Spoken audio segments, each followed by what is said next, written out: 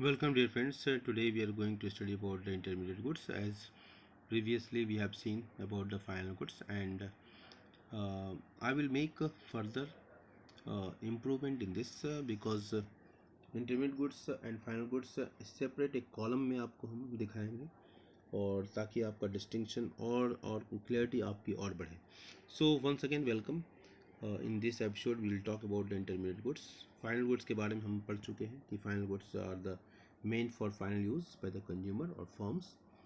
Consumers consumption purposes के लिए और फर्म्स इन्वेस्टमेंट के लिए यूज़ करती हैं, और इसमें वैल्यू का एडिशन नहीं होता है. फाइनल गुड्स में वैल्यू का एडिशन नहीं होता है, और जब इसके मेजरमेंट करते हैं तो हम केवल फाइनल गुड्स को यूज़ करते हैं. इंटरमीडिएट गुड्स को नेशनल इनकम के कोई भी एग्रीगेट्स में इसको यूज़ नहीं करते हैं. केवल final goods are used only for accounting purposes, and final goods it remains outside the production boundary का मतलब है कि इस पर फिर रीप्रोसेसिंग नहीं होगी.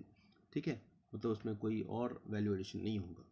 तो ये हमारा फाइनल गुड्स का था, और आज हम बात करेंगे इंटरमीडिएट गुड्स के ऊपर. चलो हम लाइन बाय लाइन रीडिंग के लिए तैयार हैं.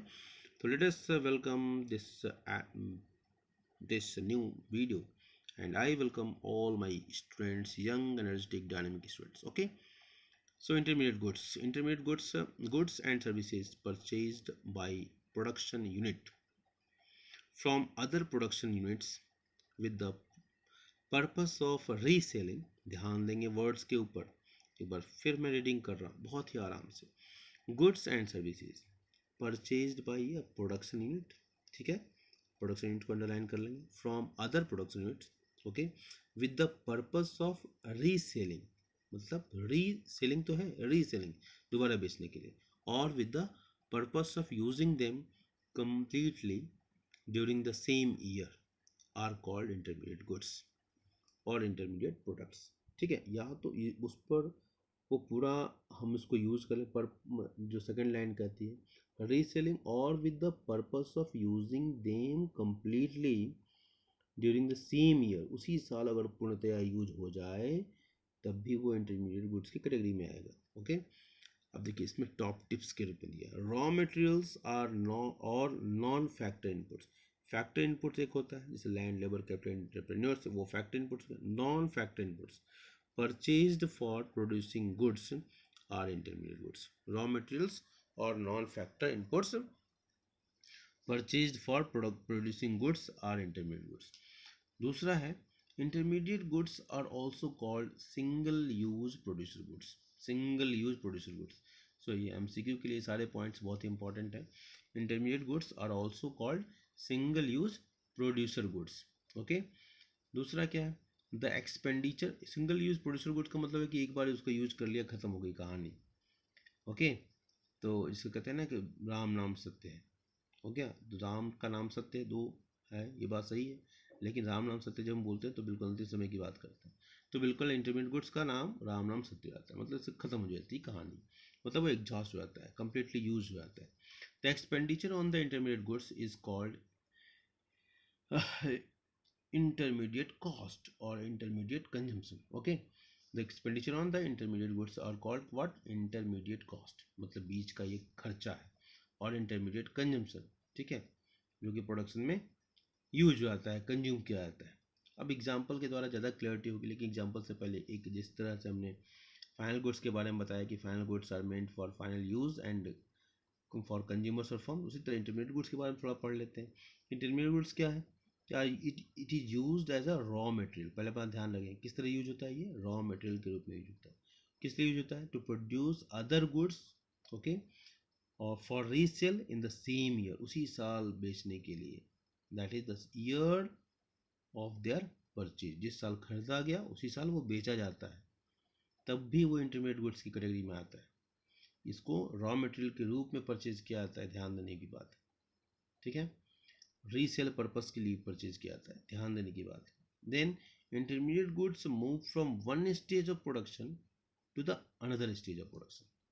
ठीक है, एक स्टेज ऑफ प्रोडक्शन से, जैसे फ्लोर है वो ब्रेड बन गया, तो एक स्टेज का प्रोडक्शन हुआ, फ्लोर बना, फ्लोर से फिर बेकरी बना, तो मतलब ब्रेड बना. तो ये क्या है? स्टेज का अंतर होता है. Intermediate goods move from one stage of production to another stage. So value is added to these goods. तो फ्लोर में एक वैल्यू एडिशन हुआ, गेहूँ से फ्लोर बना, फिर फ्लोर में एडिशन हुआ तो वो ब्रेड बना, ब्रेड में एडिशन होगा तो फिर वो स्वीट बन जाएगा। So their value is not included while estimating the national income. National income में हम इंटरमीडिएट गुड्स को नहीं लेते हैं, नहीं लेते हैं, नहीं लेते हैं, ये बिल्कुल ध्यान देने की बात। These goods remain within the production boundary, मतलब उस पर reprocessing नहीं होगा, hence they undergo further transformation at the hands of any producer. मतलब प्रोडक्शन बाउंड्री के अंदर होने का मतलब क्या है कि उस पर रीप्रोसेसिंग की संभावना है भी, बिल्कुल होना ही होना है रीप्रोसेसिंग, प्रोडक्शन बाउंड्री के अंदर होना है तो। लेकिन फाइनल गुड्स क्या होता है, वो प्रोडक्शन बाउंड्री क्रॉस कर चुका होता है, मतलब उसमें फिर रीप्रोसेसिंग नहीं होगी। हम एग्जाम्पल लेते हैं, आपके सामने एग्जाम्पल्स बहुत सारे। जैसे अभी एग्जाम्पल लें, जैसे स्कूल की जो बस है वो फाइनल गुड होगी, लेकिन स्कूल का जो डीजल है ना वो क्या होगा, इंटरमीडिएट गुड होगा। स्कूल की बिल्डिंग वो फाइनल गुड होगा, लेकिन goods essential for the maintenance of buildings that is colour, paint, cement, ये क्या होगा, ये इंटरमीडिएट गुड्स होगा। Okay, tractor purchase by a farmer is a final good होगा, लेकिन diesel purchase by a farmer is a intermediate goods. आप देख लीजिए, जो भी आपने पढ़ा उस पर फिट करने का प्रयास कीजिए। देखिए हम कुछ और जो आपके स्क्रीन पर जो एग्जांपल दिखाए थे उसकी भी बात कर लें ताकि आपको और ज़्यादा क्लियरिटी हो।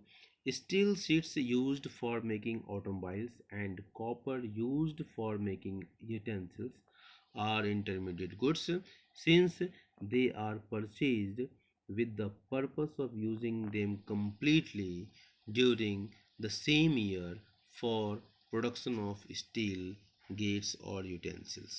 Okay, next mobile sets purchased by a mobile dealer resale होगा, are intermediate products because they are purchased for resale. Chalks, duster, etc. purchased by a school are intermediate products because they are used up completely during the same year in the production of educational services. बिल्कुल ध्यान दीजिएगा, जो definition है उस पर fit करने का प्रयास कीजिए।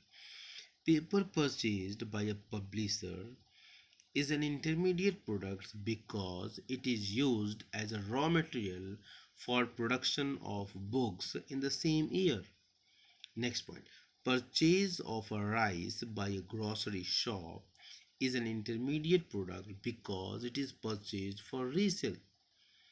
Coal used by a manufacturing firm is an intermediate product because it is used as a non-factor input, not factor input की बात नहीं, non-factor input for production of other commodities during the same year. Fertilizers used by the farmers are intermediate products because these are used up completely for producing grains during the same year. उसी साल पूरा का पूरा fertilisers खत्म हो जाता है।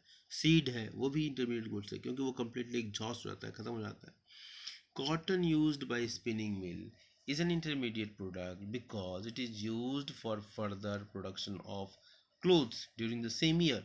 Okay, so इस तरीके से आपको इंटरमीडिएट गुड्स की बात समझ में आई होगी, ये उम्मीद है। और इसमें बहुत सा जितना ही हम प्रैक्टिस करेंगे उतना ही हमको याद होगा। प्रैक्टिस नहीं करेंगे और एग्ज़ाम में अगर आता है तो आपको रीजनिंग देना ही पड़ेगा, अगर रीजनिंग नहीं देंगे आपको मार्क्स 0 मिलेंगे। ठीक है, तो national income includes the value of final goods only, the value of intermediate goods is not included in the national income estimates because it is already included in the value of the final goods.